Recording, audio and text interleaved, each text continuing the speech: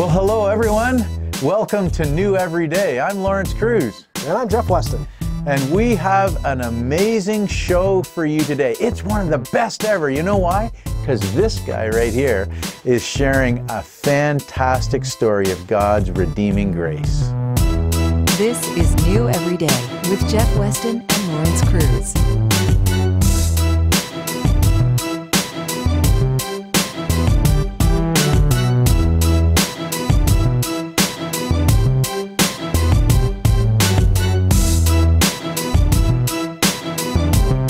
We are back again with another hopefully fantastic show. I think every week's fantastic. I think but there's, I'm dated. yeah, well, that's what your mother said, right? I know that.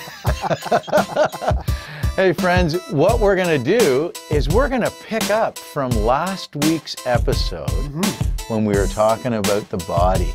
Yeah.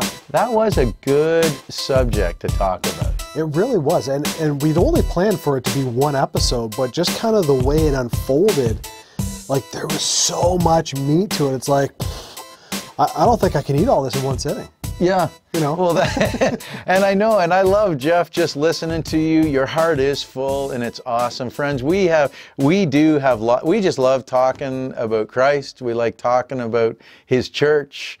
We like talking about the things of God. So there's no lack of things to talk about in our world. And we're so thankful. We are the body.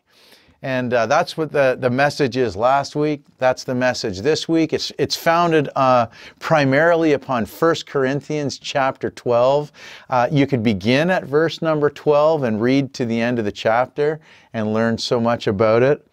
And we had said something, I think it was me that mentioned, well, and then you agreed, is that there was a time in my life where I said I siloed myself.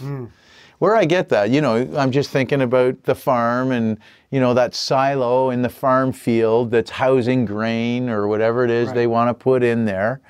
And I was actually on an airplane en route to Victoria, British Columbia, and one of my colleagues, he and I were talking.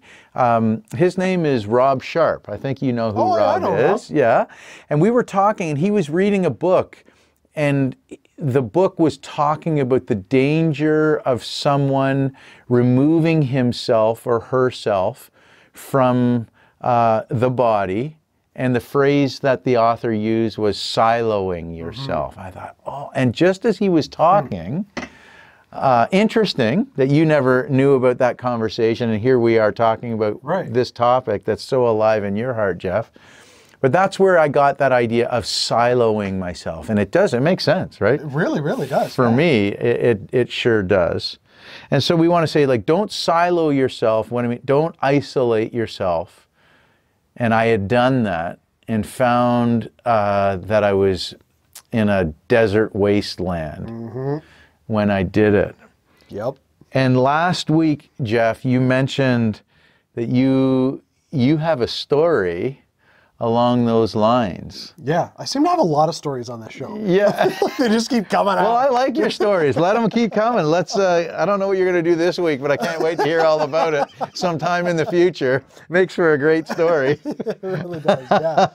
Yeah, you're right. We do. I mean, my wife and I, there was a point in our walk where we'd walked away from the church, and just the impact that had on so many elements of our life. Okay, so you walked away from the church. So you personally, I think I know the answer, well, to this question, but church was a part of your life, right? Yeah, grew up in the church. Like from like cradle sort of thing, or was it for you a young boy? The church that I grew up in, my grandparents actually helped found. Oh, that's right. Yeah. I knew that. Yeah, so my grandparents helped start the church, and, you know, they got older and have since passed away. My parents continued in the church, and so, you know, I was born and raised in that church. You know, and so, you know, the time that my wife and I left that church, I think I was 25. Okay. So like I'd been in the church for 25 years. That's a quarter roughly. Century, Jim. Yeah, yeah. And I mean, one building, but seeing all these people growing up. And so, I mean, thinking of last week with that element of the family, yeah. You know, and we're part of the body of Christ. I mean, you see how it impacts as people come and go and the changes it causes and all that kind of stuff. But yeah. Yeah, the family is definitely a dynamic reality. Oh, yeah. It's not static. No, right? definitely not. Yeah, I mean, all of us, we're all growing, we're all changing, and sometimes we're getting better. Sometimes maybe we hit a speed bump and it's not so good. So your wife now, was church part of her childhood growing up? Yeah, so she grew up, oddly enough for her, the church that her grandparents helped start. So, you know, there's some founding nature there, which is kind of neat. Different denomination. Okay. And so, you know, when we got married and came together, there was definitely some challenges between the differences in what those denominations were built on. Both solid denominations. Yeah. But, you know, it creates for some, well, why that? You know, we do adult baptism and you do infant baptism, and what does that mean? You know, so there was a lot of those challenges and hurdles to work through. Wait a second here. Am I allowed to hang around this for a minute? You know, but it worked out. But it you know, presented some challenges in our relationship in what is it that we actually believe? What is biblical and what is, you know, religious? Now, Jeff, I'm hearing you, like, see, I know you guys today. Yeah. So, okay, that was a challenge, and I'm just relating to what you're saying, because I too am married. For those of you who are married, you probably went through similar things, whether it was about your church denomination, your religious, like, we're all bringing in different worldviews, and it's like two storm clouds that are going to meet or whatever, you know, right? That's, okay, and yet at this point in the game, do you think you can already just look back at that situation and say that it made you stronger? 100%, without a doubt. Yeah. Interesting. So diversity is okay. Oh, I would highly encourage it. And yet at the time, maybe there's times where we think it isn't. Well, you know, I loved it. I mean, I'm the kind of person, I love to educate myself. I love to push myself and go, okay, I think this way, but why do I think that way? And is there another way of thinking? And, you know, why does 2 + 2 have to equal 4? Yeah, I admire you. But you know, and so, you know, to be married to my wife and have these, you know, sometimes opposing views, and sometimes very similar views, but slightly different perspective on it, you know, I feel made me a better person. And not even just from a spiritual standpoint, but, you know, a general life standpoint. I mean, she had a whole different, I mean, she grew up on a farm in a rural atmosphere. I grew up in the city. And so, you know, like, you know, you got to kind of how that whole Green Acres feel. And, you know, the two of those meshing, it's like, well, you know, what do you do with that? And I love it. I mean, to this day, I mean, we've been married now over 13 years, and wow, it's I wouldn't change a thing. I really wouldn't. Despite everything we've gone through, I wouldn't change a thing. No, of course not. And I think it's great. I'm sure many of you would say the same thing. I remember as a younger man hearing married couples say, oh, you know, we love each other now more than we did when we first got married. 100%. You know, and boy, how easy it is, having been on that journey ourselves, to, you know, to say, yep, that's exactly the case. But that's because of some of the tough roads that we experienced, but that we did it together. That's right. And made the decision, I'm speaking of my wife and I, and obviously you and your wife, that, you know, pardon me, the phrase is come hell or high water, we're not giving up on each other. Yeah. And boy, am I ever glad we just made that decision, you know? Me too. And how much the richer we are today because of it. Well, so I say you have a church background, but there was a time, Jeff, when I wrote the phrase, when maybe you just didn't fancy the church quite like you used to. That's correct. And so, like, hey, tell us a bit of it. Like, what happened, man? Yeah. So, I mean, there's like 1,000 elements to it, but to boil it down, you know, to the basic raw bones, is that we were struggling with the difference between a relational church atmosphere and a religious church atmosphere, and the difference of what it meant in your Christian walk. And so we kind of hit this point where, despite spending time in the Bible, despite spending time in prayer, and even chatting with, you know, some seasoned veterans, so to speak, within the church, we just couldn't get past, you know, what was religion versus what was a real, you know, faith-based relationship. And we found that the religion was clouding out the realness of a relationship with God. And I guess the best way to describe it is we consciously chose to flip the power switch. We didn't know how to separate, like a quarter of a century worth of years of rules and you don't, and you can't, and you do this because.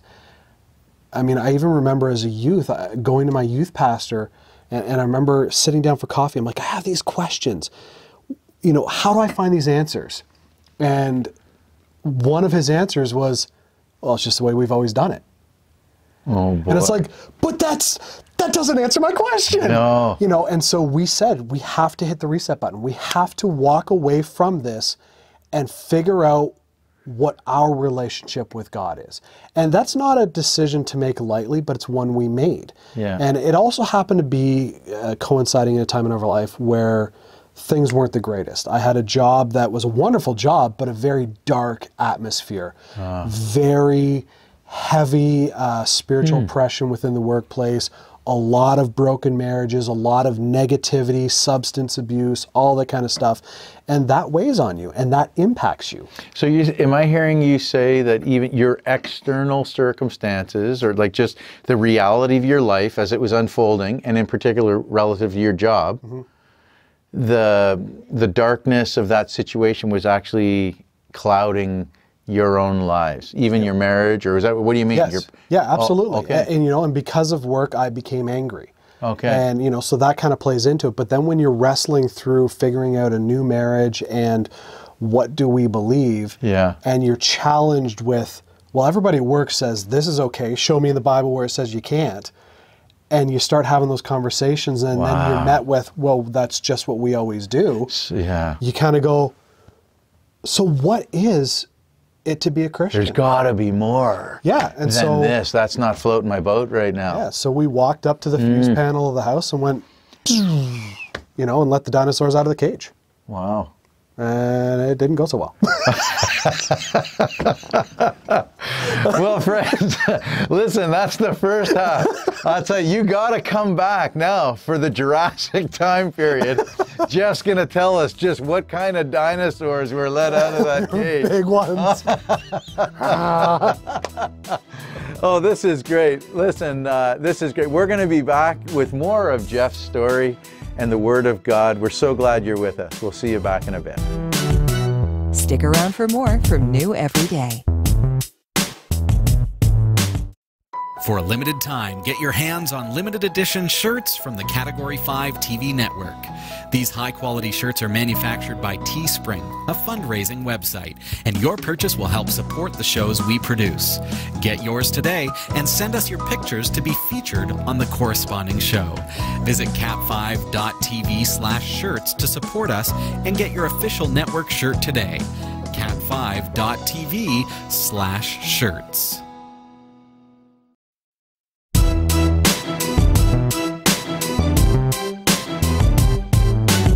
Hi everyone, we're back. And, I was telling you, I was just getting ready to run fast because I was feared being chased by a big T-Rex or a raptor or something like that. Yes, yeah. We are very close to Toronto, so it could happen. The Toronto Raptors. Yes, thank you, friends. I'm here all week. Try the veal. That's right. Oh, wow. Wow. That's called a dad joke. I hear about it all the time. Yeah. And I'm sorry. I just apologize now. All right. I never apologize for dad jokes. They're classic. So Jeff, talk to us, man. Okay, you had us saying like, you went up and you to the panel and with your left hand, I noticed, you just turned off the power. Yeah. What did you mean by that? What were you doing at that point? We said enough of church. We needed to figure out what it meant to have a relationship with God in a way that we didn't feel influenced by the religion of the church. Oh, just a minute here. So, somehow in all of this cloudiness going on in your life, right? You talked about like external circumstances, darkness of the job, other things you're working through, the adjustment of the marriage. Mm-hmm. The church wasn't cutting it for you. No, and actually when we were at kind of our lowest point, I remember sitting down with our pastor and explaining where we were at, and the response was very non-committal. And it was at that moment that we said, okay, if we can't get an answer from the pastor, why are we here? Yeah. And, so we left, and we found out years after the fact that it even went so far as there was others who wanted to reach out, and they were told, no, give them space. Leave them on their own. Oh. And, and so, I look back at that stuff and I go, it hurts to hear that, but at the same time, it was 100% God ordained, because we needed that time. And that's not saying that it was a great decision. And I mean, when we made the decision, I remember my wife saying, she was praying about it, and God said, you have that choice. You can make the choice to stay or go. If you choose to go, there will be implications. It's not going to be easy, but I'm not going to leave you alone. That's what God was saying to your wife at the time when you guys were flipping the switch off. Yeah. Was she in favor, Jeff, of that switch? We both were. Yeah. Mm-hmm. Yeah, we both I guess were. it sounds almost like maybe you were numb or just overwhelmed or didn't know what to do. I think overwhelmed and just beyond the point of being able to process it. We just, it's kind of like that moment where you just go, I need a break. And you leave the room, you go sit and just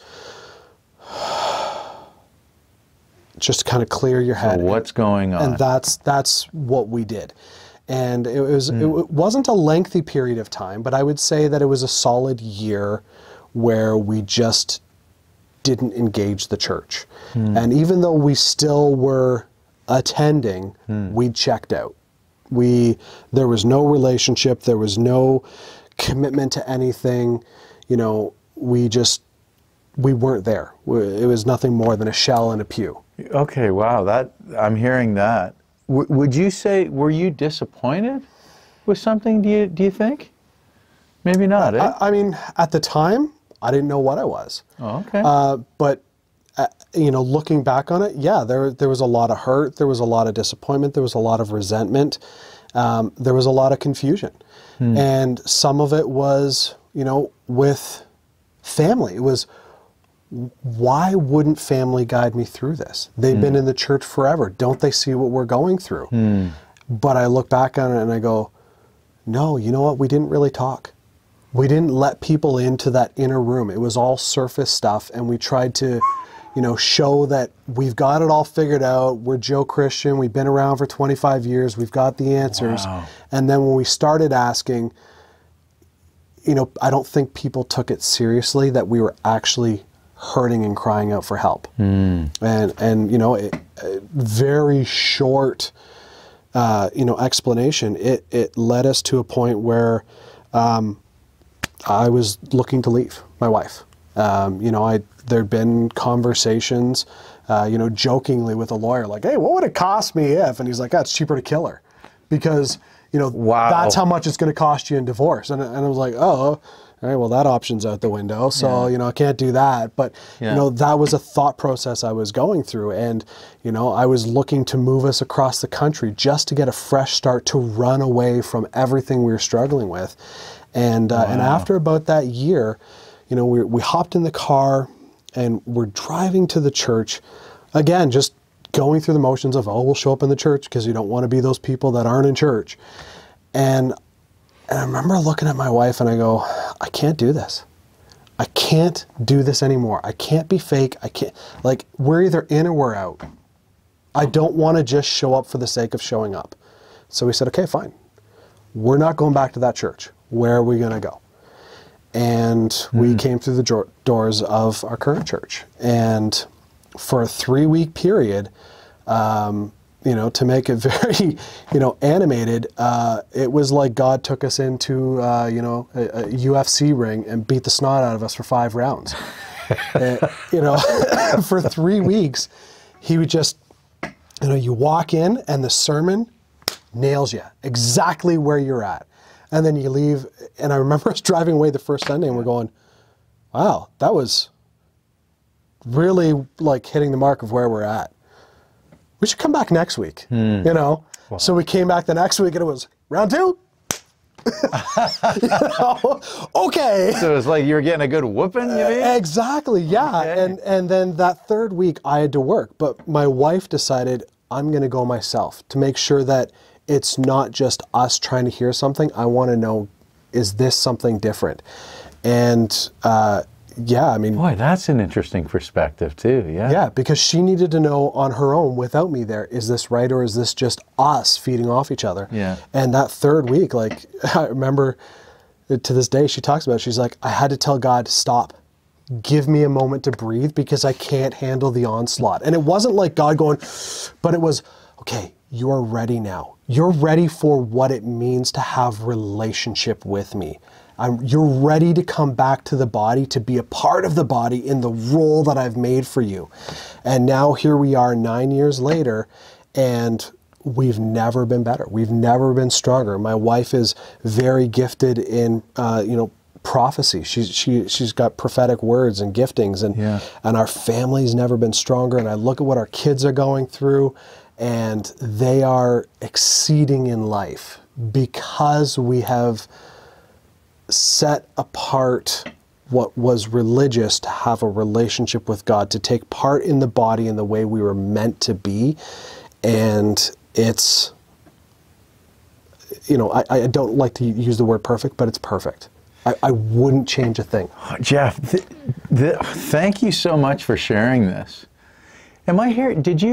Would it be right to say, like I'm asking, was God maybe dismantling some things in you? Is that maybe that was necessary? Like, I think of this song. I picture an old pastor of mine singing "Refiner's Fire." Right. Break me, mold me. Right. I think it's make me, fill me. Yeah.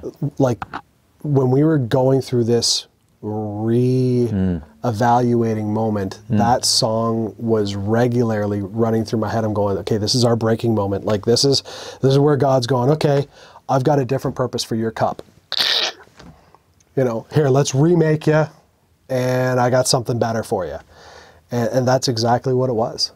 Yeah, it was, God's hand was in every aspect of it. Even though we chose to make the decision to walk away, God was there, and we look at it now and we go, he never left us. He was always guiding us. He was kind of like that, on the football field, that defenseman who's going, stay away from my runner. And he was protecting us from where Satan really wanted to make sure we never came back to the church. And I look back and I see it now. God was everywhere. But nothing will take us out of the palm of his hand. Amen? Yeah. Like I'm hearing that. I thought about that verse earlier, like earlier as you were chatting. Friends, our time is up. And Jeff, I want to say thank you. I'm loving listening to that current, that river of life the Bible talks about in John chapter 7 that's welling up from within you. And we give God praise for his faithfulness in never letting us go. And at the same time, not imposing his will on us. He waited for you to submit. And you could have walked away, and you did for a bit and said, no, I don't want to leave God.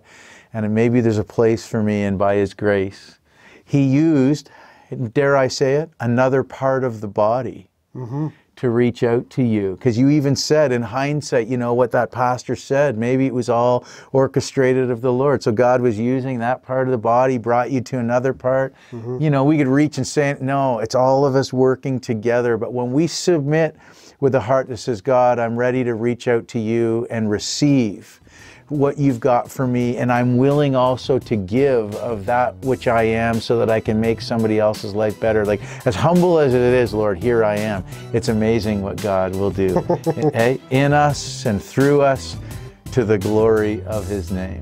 Jeff, thank you so much for sharing your story. God bless you, each one. You belong here. Where's that? Right in the middle of the will of God as part of his body. God bless each and every one of you.